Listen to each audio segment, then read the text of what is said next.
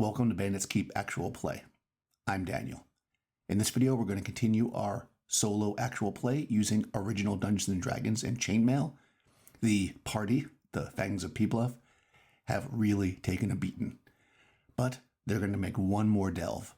They've got a plan. As dawn rises on January 28th, the Fangs of P-Bluff are in a tough spot. They've been traveling almost a month to this dungeon, lost one party member on the way, two more to the skeletons in this dungeon. What's worse is they haven't picked up a single gold piece. With only 5 members left, almost out of rations, and knowing that if they return back to P-Bluff with no treasure, their adventuring careers are most certainly over, possibly their lives. Who knows, for the amount of money that was spent. They've decided to make one more plunge. So I have done some adjustments to the characters based on their current situation. Number one, we stripped the armor, the plate mail armor, off of the 2 dead characters to give us more armored characters. Now, an elf is a really interesting situation in OD&D because they can adventure as either a fighter or a magic user, but they must decide at the beginning of each adventure. So this elf decided to go as a magic user, so they're a magic user until they get back to camp. Now, that being said, elves can wear any armor and use any weapon, but if they're in armor, they cannot cast spells. So effectively, this elf has put on the armor of their companions, so they are now wearing plate armor. They will not be able to cast spells, and unfortunately, they're going to be fighting as basically a magic user, not a fighter. So it's not like they're getting the full advantages of a fighter, but having that armor is going to make a big difference. They know they're in a tomb. They know there's some messed up stuff going on here. So the party is taking a huge risk. The two magic users in the party, besides the elf, are going to memorize protection from evil. That spell will create a barrier blocking any evil creature from touching them. They're going to arm themselves with torches, and they're actually going to, well, once they think they're going to be near a creature, they're going to lead the way, hoping to form a line, holding back the evil creatures in a hope that the fighters can take them out. This is the plan. We'll see where it goes. The elf has a battle axe, but will also have their longbow ready. The character here, the human with the 2-handed sword, also has a heavy crossbow. So they're going to try to use missile weapons if they can. They're going to make one more delve, and unless they come out with a ton of treasure or something very spectacular, they're probably going to go home with their tail between their legs. Either way, they're likely going home after today. So let's enter the dungeon. Because I don't want to waste a bunch of paper, I'm just going to use this tracking sheet again. I'm just going to use the next line. They're not going to be in the dungeon long enough for it to matter. Now, if this is the first episode you're catching, I'm using the Deck of Many Dungeons to draw out this dungeon. I left it set up when I finished playing last time. And I made a little marker here. In this room, they encountered 23 centipedes, but didn't see any treasure, so they just closed the door. They've already listened in this direction and heard nothing. And by the way, there is a rule here that could be a trap, but you roll a d4 plus the party's level, and a trap is on 6 or better. So there's no trap in that door. So they know there's nothing in this direction. They don't think there's anything in this direction because they didn't hear anything. Of course, they didn't hear the skeletons either before. But we need definitely more space in this because it's not going to be enough to have all the monsters we want. So since I've already established what this room is, I'm going to actually redraw this card when they go in that direction, or I'll just add another room. We'll have to figure that out because this is not big enough to have all the treasure that should be here. But in any case, let's enter the dungeon. So as I said, the 2 magic users are going to be armed with torches. So that's going to be our light sources. That is Jolly, who is, by the way, B. Yeah, you can see that, right? B and A. So I'm just going to, again, mark it here. We have 2 people with torches, B and A, and they're lighting them at the same time. They're going to come into the dungeon, and the first thing they're going to do is they're going to come over here to this door. And because things can change, obviously, even though they were camped right outside, they are going to listen again. 3 of them are going to listen at the door, one of them being an elf that has a slightly better chance. I'm going to roll this die for the elf. The other ones will be the humans. Okay, nobody hears anything. Now, the door's closed. There probably shouldn't be anything in there, but you know what? I'm going to roll anyways. On a roll, because it could be a wandering monster, on a roll of a 1, there's going to be a monster have moved into that room. No. Okay. So they need to open the door. I'm counting this as 1 door, by the way, even though there's like a little hallway there. How easy that is to see. Yeah, you can see it. So 3 of them are going to try to push the door open. Again, they open it on a 1 or a 2. Okay, door easily opens up, and they come into this room here. Now, as noted, there's no monster in here. There is a secret door. Now, first of all, I use the rule in OD&D that an elf automatically can sense a secret door on a 1 or a 2 on a d6 without doing anything. So we'll do that first. They don't see it immediately. Okay, so they come into the room and they see it's empty. They look around. So I'm going to say it's going to take time for them to search the room. So between all of that, 1 full turn has happened. In OD&D, unlike, let's say BX, where every one of those actions takes a turn, in OD&D, they say to have the GM kind of decide, the referee, I should say. So they're searching the room. They're going to look for secret doors. They're all going to search. At this point, they're kind of in a rush. They want to get this thing done. There are 5 of them. And again, the elf has a slightly better chance. Everybody has a 1 in 2 chance of finding a secret door when they're looking. The elf has a 1 in 4. So I'm going to roll all these dice to see if anybody finds that 1 secret door. Hopefully they do. Okay, good. The elf does. The only one. All right. So the elf notices a secret door there. And they're going to open it. Or the 3 people are going to try to open the door. Successfully. They bust the door open. 2 turns have now elapsed. This room has treasure in it. Now, as I mentioned before, this card deck has monsters and treasure and stuff on it, but they're not at all what we need here. And what I did do, because I know how much treasure should be in this room based on the map, or this place based on the map, is I made a list of treasures. There's 9 of them. I'm just going to roll a d10 to see which of the treasures is in this room. They should have went this way to start with, huh? 2. Oh, wow, okay. They bust the door open, and they look in here, and there's a stash of piles and piles of silver. Finally, they found something worthwhile. There's 6,000 silver pieces in this room. Now, that's going to take, I'm going to determine 2 turns to pack up and get out of here. They're going to pack it all into sacks, and they're going to bring it to the main room, which, by the way, since they don't have camp followers anymore, no, actually, they're not going to do that. They're going to be smart about this. They're going to pack it up in sacks. They're going to bring their mules into this room. And then they're going to close the door behind them because mules can go into a dungeon in OD&D. So we're going to do that. 2 turns are going to elapse when they do that. So because of that, and I should have done this already, I need to roll for actually 2 sets of wandering monsters. So wandering monster on a roll of a 1. No. 1, no wandering monster. Actually 1 or 2, I think, in this dungeon will be now at this point. So, because they made a lot of noise. But in any case, it wouldn't have mattered. Just because I can, because we're here. So I checked here, there was no wandering monster. Checked here, there needs to be 1 more check. So I'll just roll now, a 1 or a 2. Okay, no. So this whole first hour, there's not going to be wandering monsters. Since they have to rest after 5 turns of operation, they're just going to rest now. And then they're going to light up a second set of torches. Again, they don't want to mess around here. Let me just roll this whole hour's worth of wandering monsters. No. Yes. Yes. Okay, so they're actually going to encounter a wandering monster here. No, actually, sorry. Not there. But here and here, which is not good for them. I'll just go like this. I'll put an M here. We'll see what happens when that all goes down. So they've now they've picked up this 6,000 silver pieces, which I'll write in here.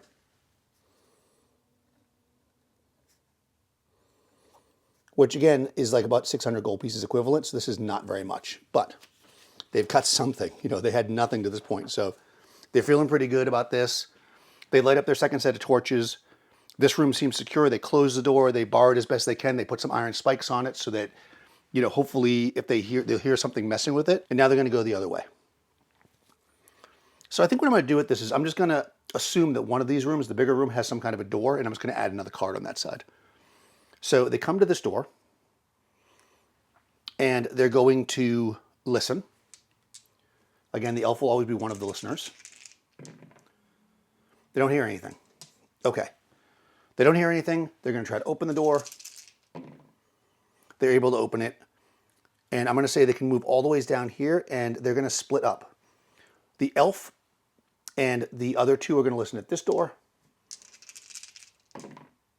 which the elf will hear something, if there's something there. And the other 2 will listen at this door, and they will hear something as well if, no, it's not up, it's an elf, blah, blah, blah. Hold on, is that a dwarf?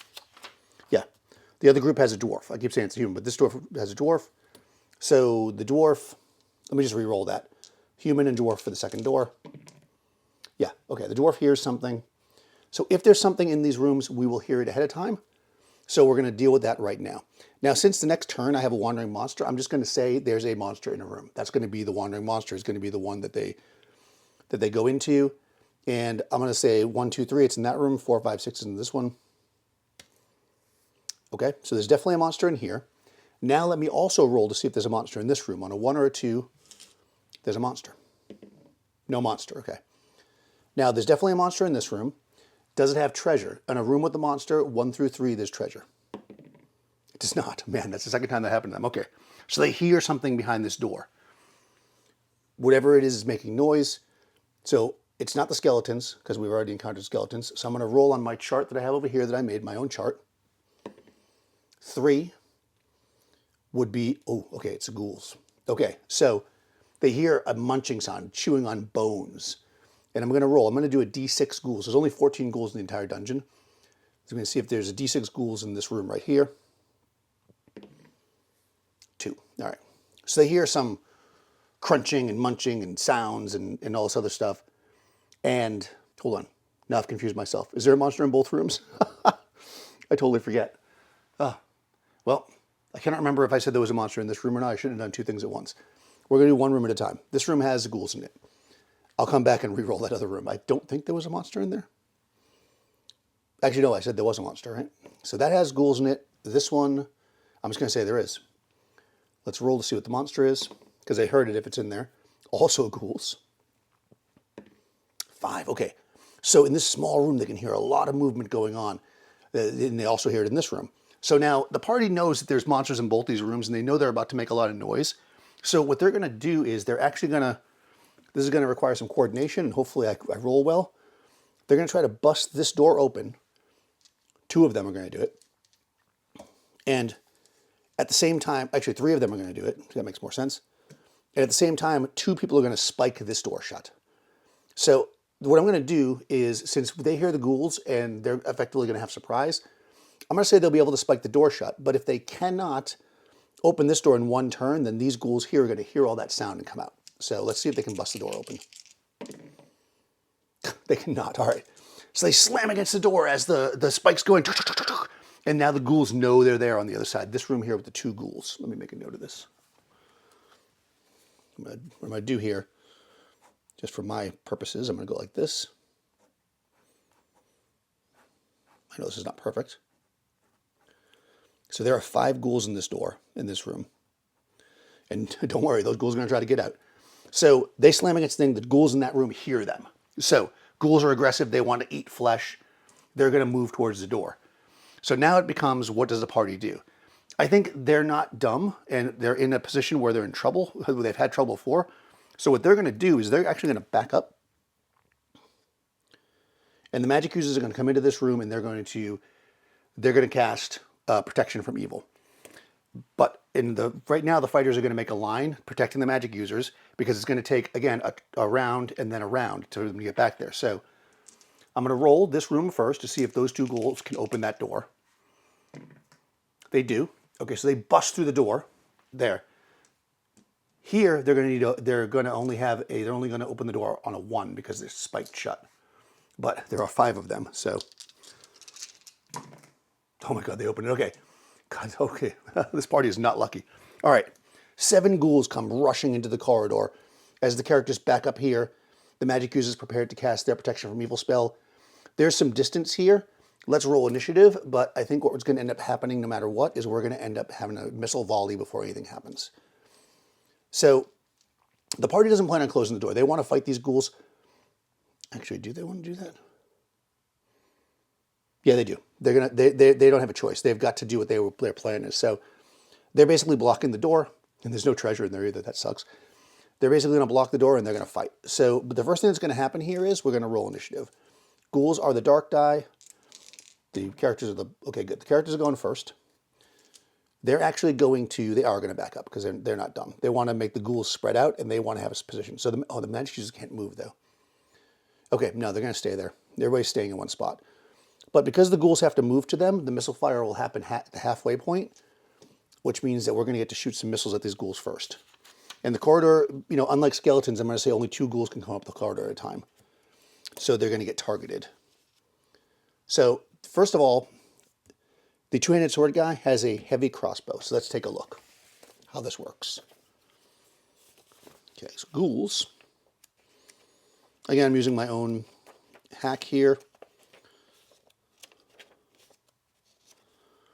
Okay, so ghouls fight and defend as a light horse. Just one, but fight and defend. They also have a paralysis, so if they get close to the party's going to have to roll. So this is not good. So heavy crossbow versus light horse, 1 die per man. They're in short range, so they get an extra die. But this particular character has a low dex, so they actually minus a die. So they're just going to roll 1 die. If they get a 5 or a 6, they kill 1 ghoul. They do not. Okay, the elf is using a longbow. Longbow versus light horse, 1 die per man, 6 hits. But they're in short range, and they have a bonus on their dex. So they're rolling 3 dice. And if they get a 6 on any one of the 3 dice, they kill a ghoul. Oh, they do not. All right. The ghouls move forward. Magic users cast their protection from evil spell. Now we're going to go into melee. Now we're going to have to worry about the paralysis. The elf is immune. The other 2 humans, though, they have to roll. If they don't get a, we're going to say two-handed sword, battle axe. If they don't get a 4, 5, or 6, they can't act in melee. Okay, they can both act. Okay, so drops his heavy crossbow, two-handed sword, you're very leaning against them. They are going to get to fight the ghouls. Let's see where we're at now. All melee is simultaneous. So again, we're going to look at our charts. A two-handed sword is armored foot versus light horse, 1 die per man, 6 hits. They fight as man +1, so they're going to roll 1 die. On a 5 or a 6, they'll kill a ghoul. 1. Nope. Then we've got the other 2 are fighting as heavy foot. Heavy foot versus light horse, 1 die per 2 man, 6 hits. So I'm going to roll 1 more die. If any 6s, we'll kill a ghoul. Boom, a ghoul's dead. All right, finally. Okay, one of the 2 ghouls that's in the front drops. I'm just going to go like this. 1, 2, 3, 4, 5, 6, 7 ghouls. 1's down. They still both get to attack this round though. They're attacking armored foot. So, because again, everybody's in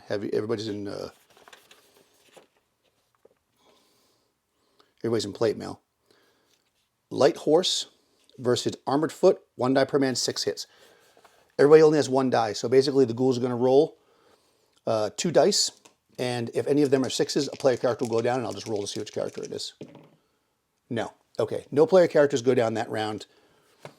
Now we are going to do this. The magic users that have protection from evil are going to try to move forward, and the fighters are going to move back, hopefully creating a barrier. This is the plan. I'm going to say they can only do it if the party wins initiative. Party is the dark die. Party is the light die. Ghouls are a dark die. Tie. Okay, so they won't be able to do it this round. So we got 1 more round with everybody up front. So this round, once again, we're going to roll. And let's see if anybody, the 2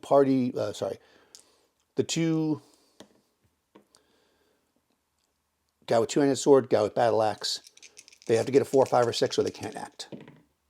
Oh, okay. Two-hander can't act, which means the party's only going to get 1 die against the ghouls this round, and the ghouls are going to get 2.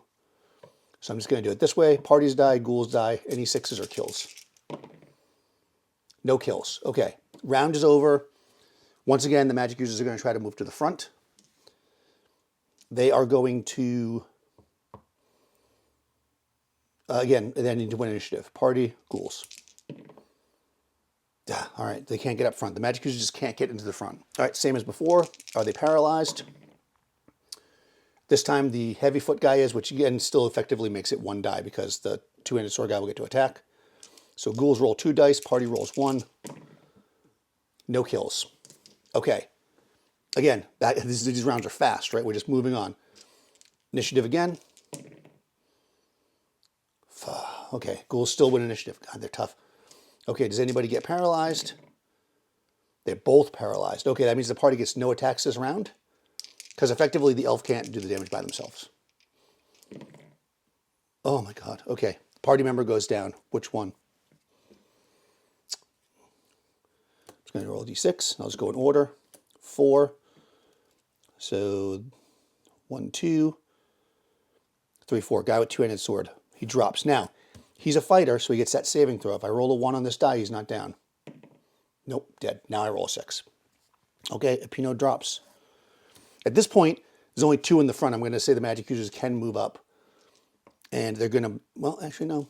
They just need to be able to block. So let's roll initiative again. Oh, okay, party can't do it. At this point, the magic users are going to move up because at least one of them can, but they're not enough to block everybody. So the magic user is using a torch.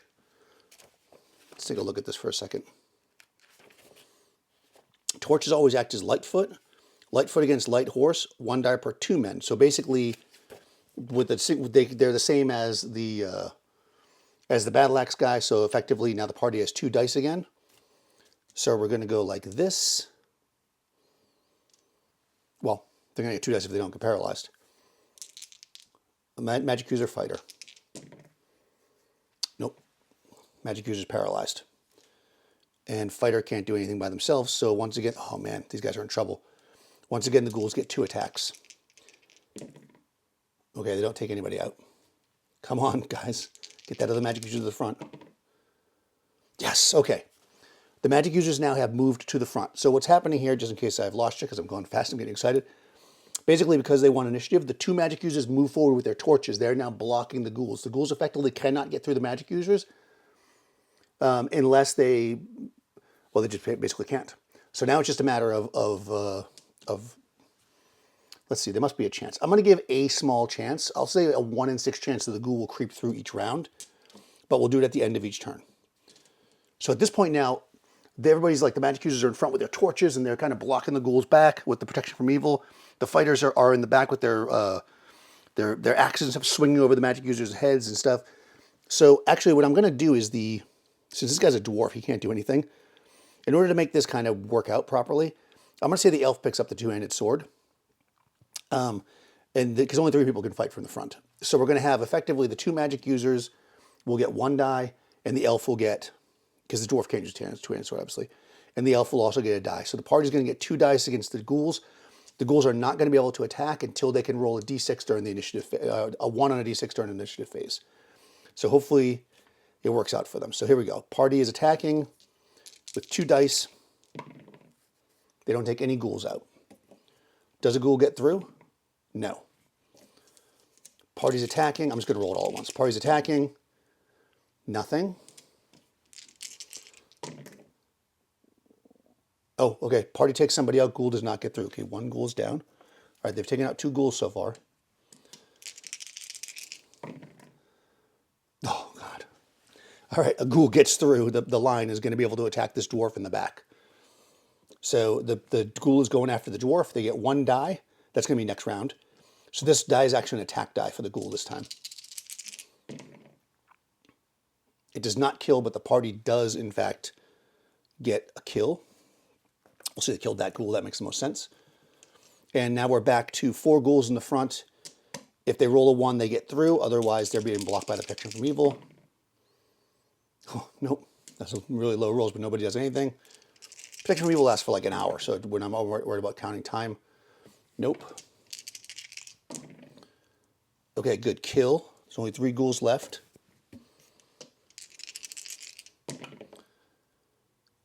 Oh, ghoul gets through. So they get 1 attack. So this round, this one's an attack die for the ghoul.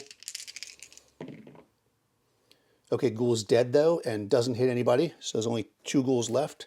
Again, ghouls are not exactly going to run, right? Undead doesn't have a... Ghoul does not get through. Nobody hits. Ghoul does not get through. We kill 1. There's only 1 ghoul left. Here we go. This is it. This is the one. Come on, guys. No, nothing. All right. Nothing. Man, this is a tough fight. 6 kills. Whew. All right. That was action-packed. Gotta catch my breath there. All right, let me just recap that just in case I was going too fast because I get excited during combat. Party backed up. Magic users with protection from evil, which gives them the ability to actually be unhurt by the ghouls, made a bottleneck. Okay? I gave a chance, because there's always a chance, every round that one of the ghouls would get through the bottleneck. As long as the bottleneck was there, the ghouls couldn't hurt the party. So their plan worked, basically. They destroy 7 ghouls. This room we know there's no treasure in. Let me roll for the other one. I'm going to say there probably almost needs to be treasure here. I'm going to say because there's only 14 ghouls in this whole place and they just killed 7 of them. So there's got to be some treasure in here. But let's just roll. We'll say 1 through 4 there's treasure. Yes, okay. And then I'm going to roll on my treasure sheet again. It's a D10. If I roll the same number again, I'll just re-roll it. 2, I did roll the same number again, okay. Oh my God, I keep rolling 2s. All right, let me roll a different die. I just rolled another 2. Wow, it wants to be 2. Okay.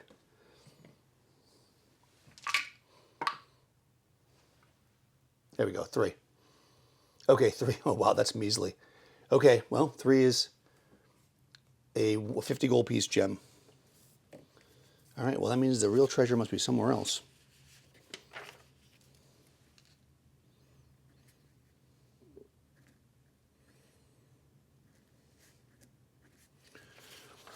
Okay. Unfortunately, the fight kind of chills out and they lost about, I mean, they're excited to get a 50 gold piece gem, but unfortunately, they've lost another party member, knocking them down to only 4. We're going to say between all of that, another turn has gone by. And they're thinking to themselves, well, because remember, the protection from evil was cast here. So it's good for 1, 2, 3, 4, 5. It'll be over here. Okay, so this protection from evil spell is going to go this long. They've got a little bit of time left. They're thinking about it. I'm going to say one of these 2 rooms has another exit or entrance. As long as the protection from evil spell is good, they're going to keep going. So we're going to draw, can't see it because I'm off camera. Do a deck of many dungeons. I'm going to draw another card. All right. It makes the most sense for this to be here, I guess. There's a passageway going through with some rubble and such. And it looks like that's probably some kind of a treasure. Yes, it is. Okay. So what we're going to do is that's probably the final treasure, or a treasure anyways. We're going to check this first room here, though, to see if there's anything in there. So they're going to go up to the door, and they're going to listen. Now's where time is really important. So they're just, again, 3 of them are listening. Actually, 2 of them, the elf and the dwarf are both going to listen. So these 2 here on a 1 or 2, that's on a 1. Okay, good. So if there's something there, they hear it. Is there a monster there? There's a monster on a 1 or a 2. There's not. Okay, they're going to open the door. 3 of them are going to try. They're successful. I'm going to say between all that, a turn goes by. This door, again, we listened again.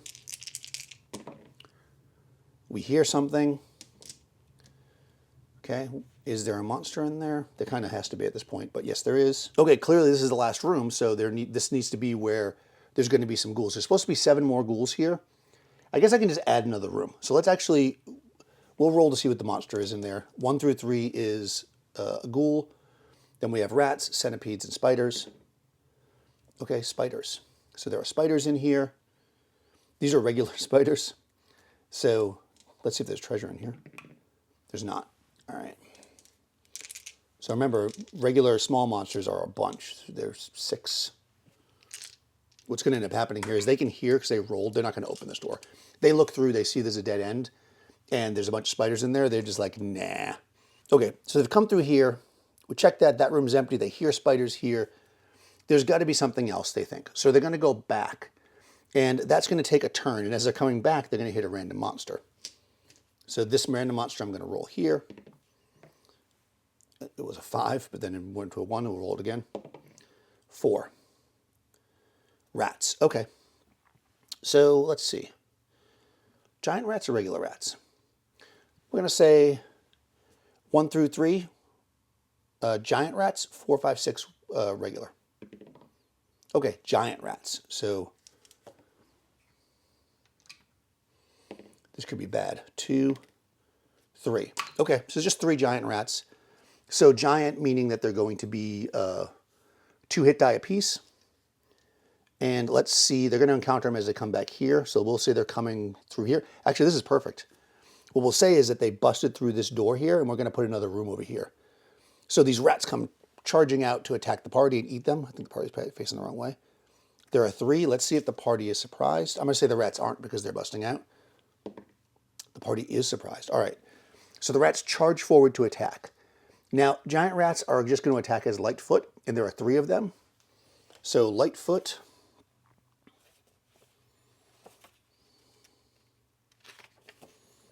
Okay, before I see who I have to determine who they're attacking because, again, we're going to go in marching order here. So they're going to attack whoever's in front, which would be F. Okay, F just died. So the next person would be D. Oh, D's also dead. All right. A. All right, so they're actually attacking, oh my God, that's bad. They're attacking Hannah, who's the magic user, who's only Lightfoot. So actually, they're going to get 3 dice. And a 6 is going to kill that magic user. That sucks. Shouldn't have been in the front. Oh, God. 3 giant rats come charging out of this room and dive on top of the magic user and bite them. And the magic user drops to the ground. Now the party's going to basically go after the rats. All right, so this is just a melee. Ugh, that's a bummer. The elf is going to continue to use that that 2-hander sword. So we got armored foot against Lightfoot, 1 die per man, 4 through 6 hits. Oh no, I guess I can't hit a rat with that.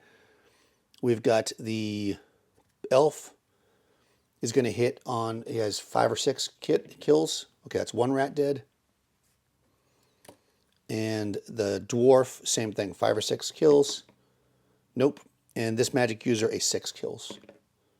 No. All right, so there's 2 rats left at the end of the first round, and they killed one of the party members.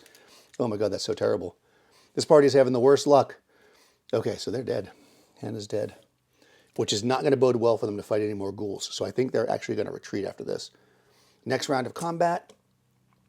Now they're reforming, of course, and the armored foot's going to get in front. So the rats are basically going to have 1 die. The elf steps up in front, we'll say. They do not die from that. Good. And let's see. 4, 5, or 6 kills a rat. Okay, 1 dead rat. And we got 2 more dice where 5 or 6 kills. Nope. 6 kills.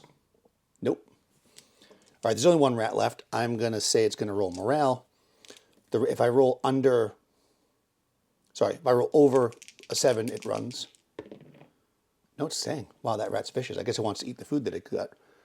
So let's attack. Again, rat attacks. 1 die, a 6 will kill. Misses. 4, 5, or 6 kills. Kills. All right, rat's dead. Ugh. These are ghouls. Those are rats. Okay. I'm going to make notes. Actually, I'll just do it now. So they fought 7 ghouls who are 2 hit die apiece. And they just fought 3 rats who are also 2 hit die. All right. Okay. So all right, so at this point, they actually, I guess I counted those rats as 1 hit die. So I'm just only going to give them credit for 1 hit die because that's how I did it. Even though I said 2, they were actually, I fought as 1. At this point, there's only 4 of them left. They haven't got that much treasure, but they're just thinking, you know what though? They have 1 more turn. Should they risk it? This is always what the party thinks, right? Let's flip down 1 more room. Oh, and of course, it's not oh, look, a side entrance.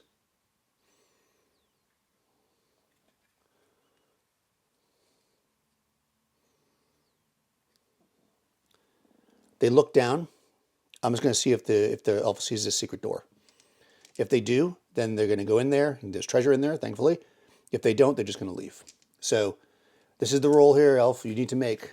If I roll a 1 or a 2, the elf sees it automatically. Otherwise, they just leave. Nope, they leave. All right, the party leaves. It's the end of the day on the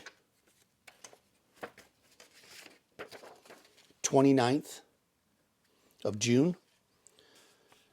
And, well, I guess they can't leave that way. They would have to go back, which means there's actually 2 secret doors. So let me see if they roll, see if they see the other one.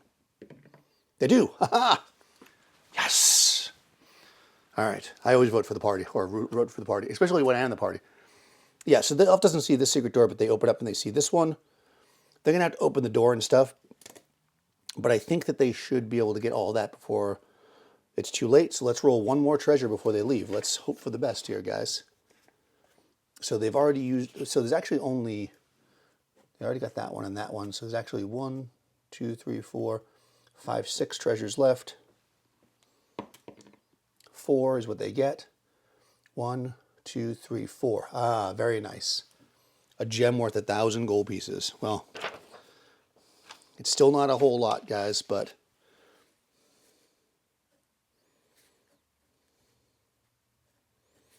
because this is only worth 600 gold pieces.